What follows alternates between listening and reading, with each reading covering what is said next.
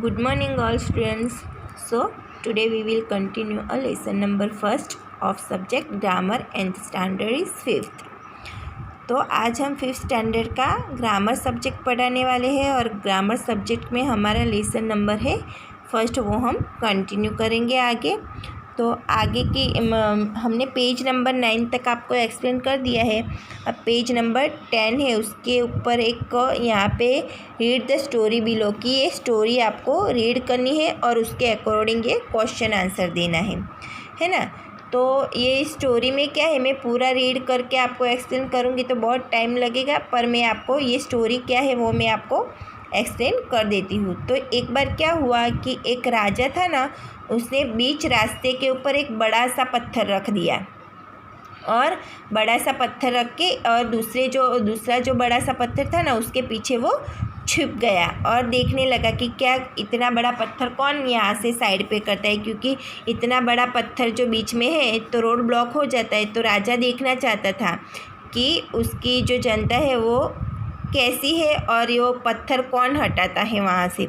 फिर एक दिन क्या हुआ कि वहाँ पे जो राजा का सेनापति होता है उसका लड़का हॉर्स के ऊपर बैठ के वहाँ पे आया। फिर उसने देखा कि ये तो बहुत बड़ा पत्थर यहाँ पे पड़ा है।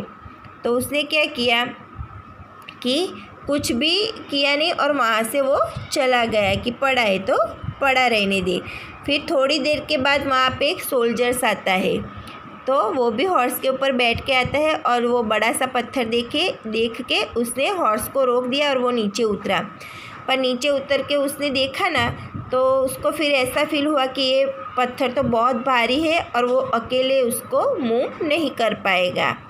तो फिर वो भी वहाँ से चला गया। फिर थोड़ी देर के बाद वहाँ पे बहुत सारी औरतें आई, तो औरतों ने भी ये बड़ा सा पत्थर देख के वो भी चौंक गई कि बाप रे कितना बड़ा पत्थर है, तो मतलब इसको हम खिसकाएंगे और ये हमारे पर गिर गया तो ये तो हमको हानि पहुंचाएगा।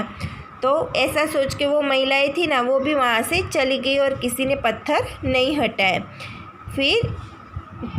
फिर ये क्या हुआ कि थोड़े जो इंसान थे ना वहाँ के बड़े बड़े अदर्स इंसान और आते जाते रहते इंसान, तो उन्होंने क्या किया कि जो राजा था ना उसके ऊपर ब्लेम करने लगे कि ये राजा कैसा है, देखो ना आपने जो अपना विस्तार है उसकी सरहद मतलब अपना विस्तार है वहाँ का रोड भी अच्छा नहीं रखता है, रास्ता भी अच्छा क्लीन नहीं रखता है, ऐसा करके ऊपर से राजा के ऊपर ब्लेम करने लगा। फिर क्या हुआ, उतने में थोड़े टाइम के बाद क्या हुआ कि वहाँ से एक फार्मर जो होता है ना किसान, वो वहाँ से बुलॉक काट लेके आ रहा था। फिर उसने देखा कि ये तो कितना बड़ा पत्थर है। फिर उसने ऐसा भी सोचा कि इतना बड़ा पत्थर यहाँ पे कैसे गिरा होगा। फिर उसने क्या किया, वो काट में से नीचे उतरा और उसने अपना बहुत ही परिश्रम लगा के उसका बल लगा के पत्थर को पुश करके एक कोने में जाके रख दिया। और फिर जो पत्थर को मूव करके उसने कोने में रखा ना, फिर वो जब वापस आया ना तो उसने देखा कि वो पत्थर जहाँ पे था ना उसके नीचे पर्स था और पर्स में है ना बहुत सारे गोल्ड कॉइन्स और पैसे भी थे और अंदर एक चिट्ठी भी थी। उसमें लिखा था कि ये गिफ्ट राजा की तरफ से है, जो भी इस शिला को हटाएगा, मतलब जो भी इस भारी पत्थर को रास्ते के बीच में से हटाएगा उसको ये मेरी तरफ से गिफ्ट है। तो ये स्टोरी थी आपकी और उसके अकॉर्डिंग आपको क्वेश्चन आंसर लिखना है। तो चलो अब क्वेश्चन आंसर मैं आपको एक बार एक्सप्लेन कर देती हूँ।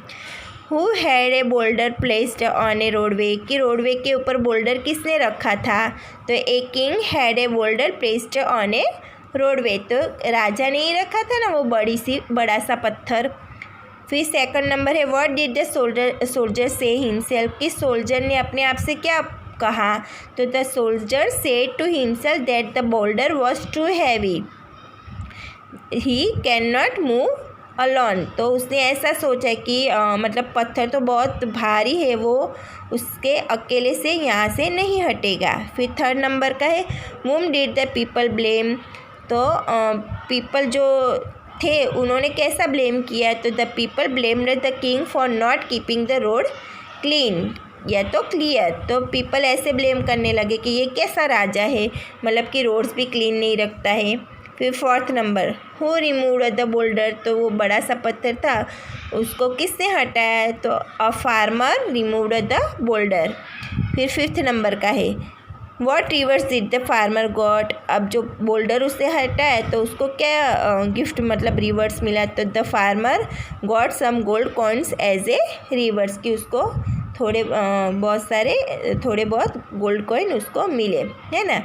फिर यहाँ के नेक्स्ट पेज के ऊपर क्या है कि right a paragraph about your school, तो मैंने आपको ये कॉम्पो दिया था कि माय स्कूल के बारे में लिखने का, तो वही कॉम्पो आपको यहाँ पे लिखना है या तो ग्रामर की नोटबुक में लिखना है। फिर उसके नीचे latest talk practice the dialogues with your partner, तो ये तो जब आप स्कूल में आओगे या अभी आप घर पे हो तो आपका कोई भाई है, आपका फ्रेंड है, तो उसके साथ में आप बैठ के ये डायलॉग्स आप बोल सकते हो और ऐसे बातचीत कर सकते हो।